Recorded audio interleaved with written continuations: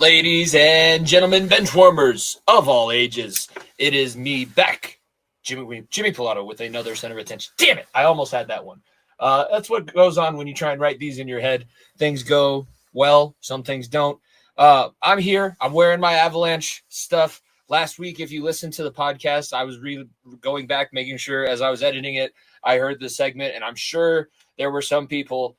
We had mainly Canadians reaching out to us in our comments, which, hey, mission accomplished. We got you guys to pay attention to our page with all that content, both my blog calling out just the truly un-American nature of these round-robin formatted tournaments, and also with Nico's center of attention last week where, yes, Canada, you may have won, but guess what? You are still America's hat. But no, I'm back in my Avalanche gear because last week we were talking about the Four Nations, obviously. We got really nationalized. We were all into rooting for Team America, which is awesome. America!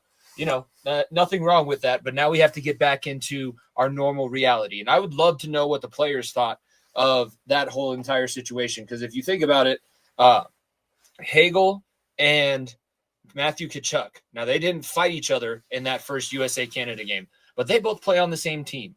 And Hagel fought Brady Tkachuk, which is Matthew's brother and obviously best friend. I don't know if Hagel has some illusion that he's Matthew's best friend. No, Brady, his brother, is his best friend.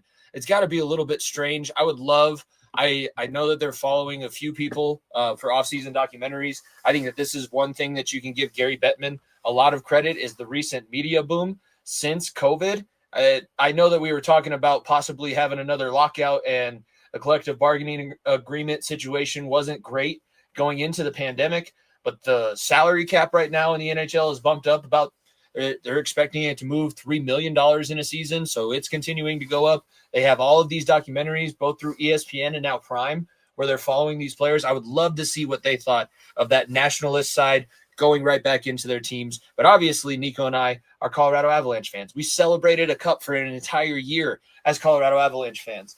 It has not been the season that we wanted. I think that if you listed out the things that you want, Nico Rantanen not being here, a little bit strange. I think that maybe we can throw that in a little bit later. I kind of want to see where Nico stands on that, but it's an interesting situation with him now in Carolina. You have Nietzsche.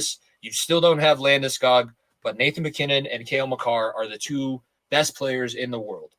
Cale Makar was the deciding factor in the Four Nations gold medal or final game, whatever you want to call it, against the United States. When he wasn't there, the United States dominated Canada. When he comes back, Canada wins, and they win in the biggest moments. We have two of the best players on the planet, and the trade deadline is still looming. I mean, we still have the ability and time to make moves.